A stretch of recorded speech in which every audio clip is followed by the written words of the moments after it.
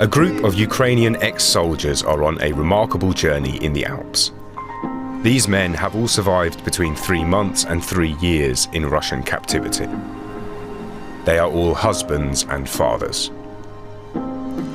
Hosted by an extraordinary assembly of fellow veterans and volunteers from around the world, they're learning how to climb mountains, to heal their battle scars, and to rebuild the family relationships that have been ruptured by the war.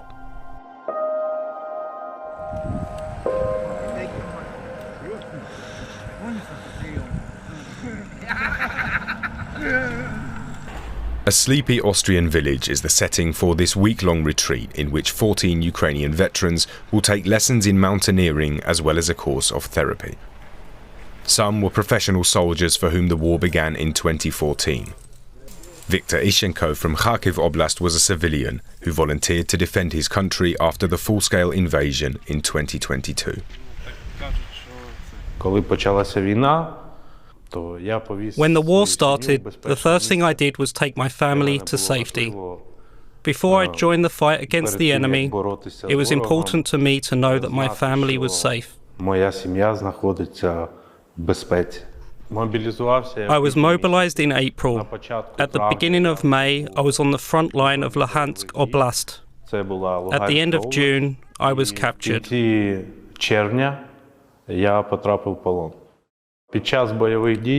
During a battle, I was wounded in my lower leg.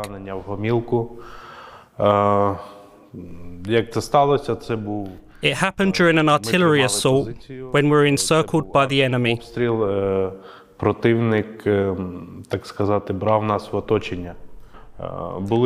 were a lot of heavily wounded during the battle.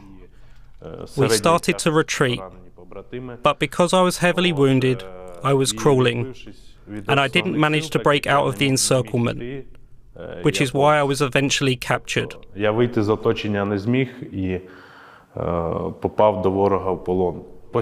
threatened to kill me. They kept pointing their guns at me. They kept turning the safety catch on and off and shooting next to my head or firing in the air. They threatened to kill me, but didn't do it. I always had a deep belief that I would come back home. I was sure that my loved ones were safe. This belief kept me going. I knew in my heart that my release would happen when I least expected it.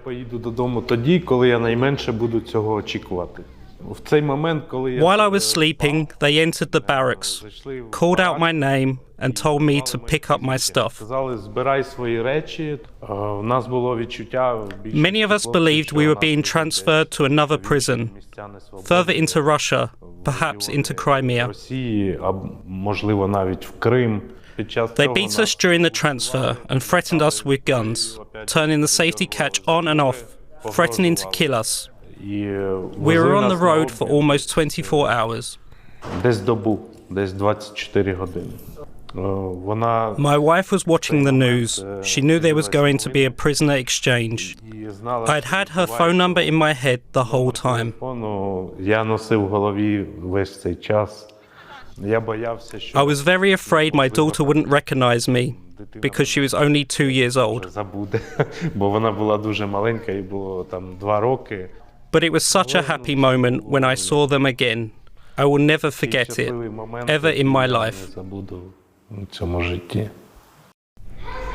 The program for the former prisoners of war is the creation of the Mountain Seed Foundation, a non-profit organization run by military veterans from the US and Europe. Organizers all have a deeply felt affinity for the Ukrainian cause.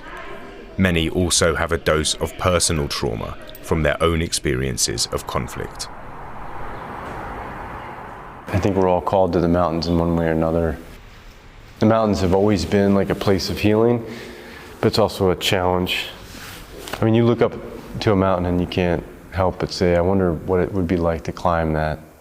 I think it's innate in all of us. I think it's really important for the Ukrainian veterans to see that there's other warriors that recognize what they've been through. But their stories they're heavy. I don't think we in many Western countries truly understand the cruelty of the aggressor in this case. By veterans supporting veterans, it's a way to give back. We acknowledge that their fight is just. It's a way for us to heal from, that moral injury that many of us have for having been in wars that should not have been fought. Nathan specifically found a lot of healing in the mountains, and for him, they hold a very, very special place. I really just like climbing, but on the therapeutic side, it's a mindfulness exercise. Everything else washes away. You're not thinking about a past problem that you have or what's going on at home. You are right there, most of the time trying to save your own life. But it allows you to be really mindful, be present in the moment, be grounded to something that you're touching. So it does have a lot of therapeutic value that maybe other sports wouldn't have the same effect. It's not only the ex-soldiers who have travelled to Austria to benefit from the cathartic effects of a crash course in mountaineering. The programme is catered to families. All 14 former captives are accompanied by their wives and children, on whom the war has also taken a severe toll. These men have usually not spoken about their experience. They have returned to a family that has been eagerly waiting, praying, working towards their release. And the men who come home as strangers to these families. Clinical psychologist Dr. Amit Oren is the author of the programme of therapy, which is taking place throughout the week. It is the wives, the women, who bear the brunt, usually silently, because one should be really, really happy and glad to receive your husband back home. You've waited so long for this moment. But they come home as people they don't recognize. There is shame in looking at the difficulties and potentially even sharing or complaining about it when they should be just delighted for the return of their spouse. Much of our focus is to somehow find a way for the family to envelop and accept this stranger back into the fold. One of the women experiencing this challenge is Natalya, whose husband spent a number of years at the front and several months in captivity. He didn't smile. He lost this ability in captivity. He lost all feelings. After weeks in a desperate encirclement at the Azovstal steel plant in Mariupol in 2022, Bogdan and his comrades received the order from Kyiv to surrender.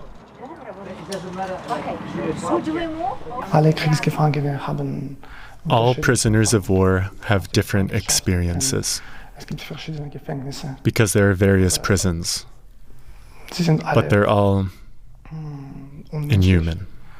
They don't consider us human. We're not human beings for them.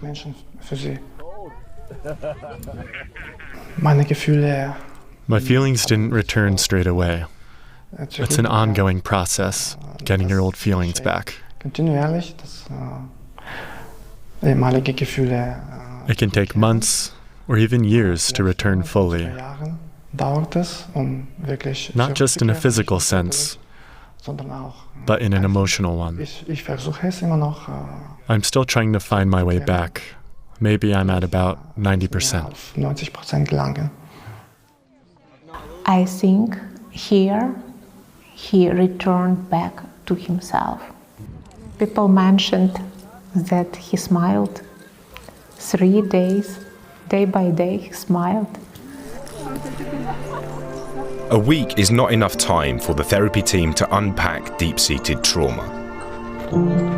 The hosts instead hope to train positive psychological habits by encouraging their Ukrainian guests to notice and nurture their strengths and to focus on their own pride and joy. All of which is underlined each day by their remarkable achievements in the mountains. Some like the endeavour to scale a 100-metre tall dam, are made even more special by the fact that families accomplish them together. I want to share a little story about Sophia. It's a story from 2022, before I joined the army, before I decided to go to the front line and protect our land. I was just about to get into the car and I was really pressed for time. Sophia was with Yulia. She was 2 years old at the time.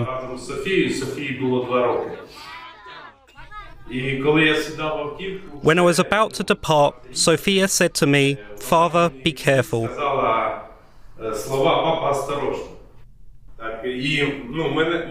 These words were my salvation. Whenever I was disorientated or lost, or whenever there was a moment of danger, I remembered these words. I'm very grateful to everybody for supporting her all the way. She's my little guardian angel.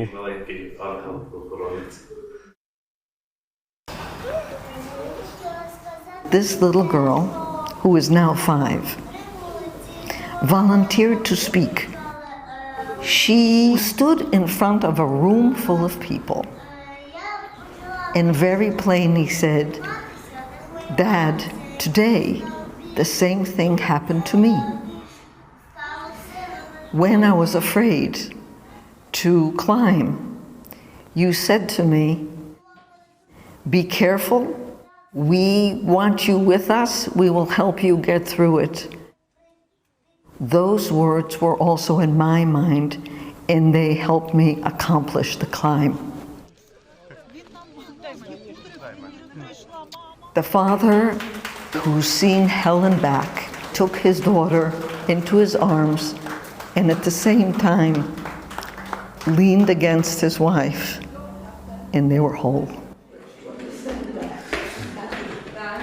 Не треба розуміти мову для того, щоб зрозуміти, що вони сказали.